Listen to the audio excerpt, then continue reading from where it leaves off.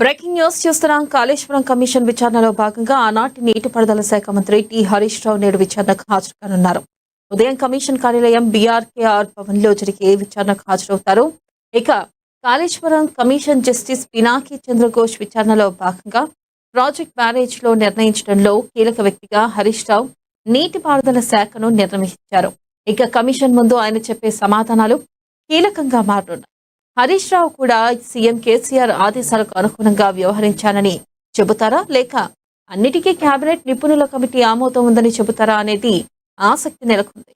Kaleshwaram commission ముందు 114 వ్యక్తిగా మాజీ మంత్రి హరీష్ రావు హాజరు కానున్నారు. మేడిగడ్డ, అన్నారం, సుందిళ్ల బ్యారేజ్లను అక్కడ నిర్మించాలని నిర్ణయించింది ఎవరు? అక్కడే ఎందుకు నిర్మించారు?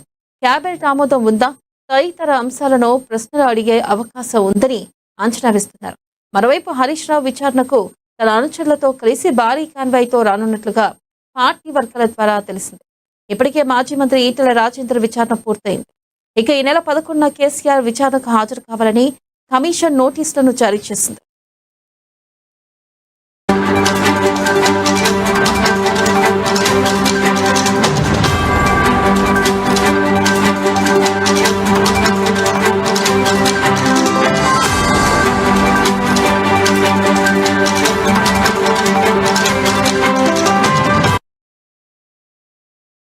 బ్రేకింగ్ న్యూస్ చూస్తున్నాం. కాళేశ్వరం కమిషన్ విచారణలో భాగంగా ఆనాటి నీటిపారుదల శాఖ మంత్రి టి హరీష్ రావు నేడు విచారణకు హాజరు కానున్నారు. ఉదయం కమిషన్ కార్యాలయం బీఆర్కేఆర్ భవన్ లో జరిగే విచారణకు హాజరవుతారు. దీనిపై మరింత సమాచారాన్ని మా ప్రతినిధి భవిత అందిస్తారు. భవిత, ఈరోజు హరీష్ రావు విచారణ నేపథ్యంలో ఏ ప్రశ్నల్లో హరీష్ రావును అడగనున్నారో అప్డేట్స్ ఏంటి? ఇప్పటికే హరీష్ రావు విచారణకు సంబంధించి పూర్తి స్థాయిలో కమిషన్ కూడా ప్రిపేర్ అయ్యింది. దానికి అనుగుణంగానే సమాధానం ఇచ్చేందుకు హరీష్ రావు కూడా ప్రిపేర్ అయ్యి ఉన్నారు. నోటీసులు ఇచ్చినప్పటి నుంచి కూడా ఇప్పటికే 4 సార్లు కేసీఆర్ తో భేటీ అయ్యారు. విచారణ సందర్భంగా ఎలాంటి ప్రశ్నలకు ఎలాంటి సమాధానాలు చెప్పాలన్న అంశాలపైన కూడా ఇప్పటికే పూర్తి స్థాయిలో చర్చించిన సందర్భం అయితే ఉంది. అయితే ఇప్పటికే హరీష్ రావు విచారణలో భాగంగా హాజరయ్యేందుకు తెలంగాణ భవన్ చేరుకున్నారు. తెలంగాణ దగ్గర కూడా మీడియాతో మాట్లాడారు.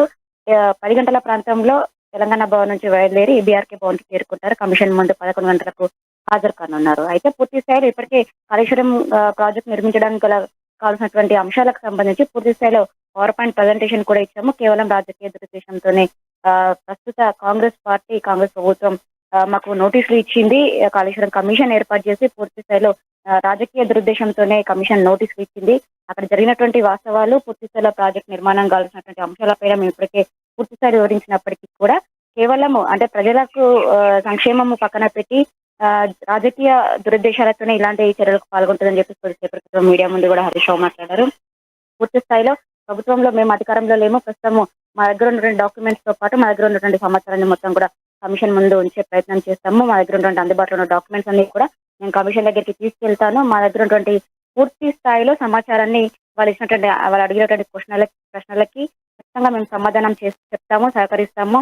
ప్రస్తుతం ప్రభుత్వం చేసినటువంటి రాజకీయ కుట్ర ఏంటో కూడా మేము కమిషన్ ముందు బయట పెడతామని చెప్పేసి వాళ్ళు చెప్పిన సందర్భం అయితే ఉంది. అయితే పూర్తి స్థాయిలో కాళేశ్వరం ప్రాజెక్ట్ నిర్మించినటువంటి సమయంలో ఇరిగేషన్ శాఖ మంత్రిగా హరీష్ రావు ఉన్నారు. ఇప్పటికే ఆర్థిక శాఖ మంత్రిగా ఉన్నటువంటి ఈటెల రాజేందర్ విచారణ కూడా పూర్తి అయింది. కానీ ఈటెల రాజేందర్ మాత్రం పూర్తి స్థాయిలో తప్పించుకునే ప్రయత్నం చేశారు అనేది కూడా మనకు అర్థమైంది. ఎక్కడంటే ఆర్థిక శాఖకు సంబంధించిన లావాదేవీలకు సంబంధించిన అంశానికి సంబంధించి ఎక్కడ కూడా పూర్తి స్థాయిలో ఆర్థిక శాఖ నుంచి జరగలేదు. ఆర్థిక శాఖకు ఇరిగేషన్ అంటే ప్రాజెక్ట్ సంబంధించిన కాళేశ్వరం ప్రాజెక్ట్ సంబంధించిన అంశాలకు సంబంధించి ఎక్కడ కూడా సంబంధం లేదు అని చెప్పేసి కూడా వాళ్ళు చెప్పారు. అయితే కమిషన్ అటువంటి కొన్ని ప్రశ్నలకు మాత్రం సమాధానం ఇచ్చారు. ఆ ఇచ్చినటువంటి సమాధానాలు కూడా పూర్తి స్థాయిలో వాస్తవాలకు దూరంగా ఉన్నాయని చెప్పేసి కూడా అప్పుడు సబ్ కమిటీ ఏర్పాటు చేశారు కాళేశ్వరం ప్రాజెక్టుకు సంబంధించి. అందులో మెంబర్లుగా ఉన్నటువంటి తుమ్మల నాగేశ్వరరావు కూడా పూర్తి స్థాయిలో ఈటెల రాజేందర్ చెప్పినటువంటి అంశాలను ఖండించారు. నేనే ఖచ్చితంగా కమిషన్ ముందుకు వెళ్తాను, అప్పుడు ఉన్నటువంటి వాస్తవాలను కమిషన్ ముందు ఉంచుతానని చెప్పేసి కూడా మొన్న తుమ్మల నాగేశ్వరరావు ప్రెస్ మీట్ పెట్టి కూడా ఈ అంశాలను వివరించారు. అయితే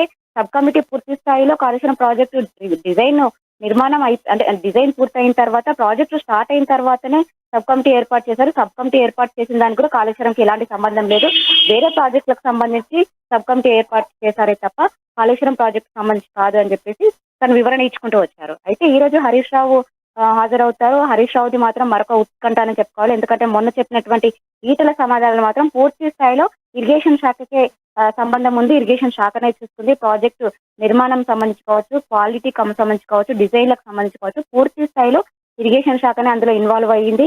కాళేశ్వరం ప్రాజెక్ట్ నిర్మించడానికి కావాల్సినటువంటి నిధుల కోసం ఏర్పాటు చేసినటువంటి కార్పొరేషన్ కూడా ఇరిగేషన్ శాఖ ఆధ్వర్యంలోనే పనిచేసింది. ఇరిగేషన్ శాఖ నేతృత్వంలోనే నిధుల బదిలీ జరిగిందని చెప్పేసి కూడా పూర్తి స్థాయిలో వాళ్ళు సమాధానాలు ఇచ్చారు. అయితే ఈటల చెప్పినటువంటి సమాధానాలకు సంబంధించి కావచ్చు, ఇరిగేషన్ శాఖకు సంబంధించినటువంటి కాళేశ్వరం ప్రాజెక్ట్ లో భాగమైనటువంటి ఇరిగేషన్ శాఖకు సంబంధించినటువంటి ప్రశ్నలు పూర్తి స్థాయిలో ఈరోజు హరీష్ రావును అడిగే సందర్భం అయితే ఉంది. Right Babita, thank you.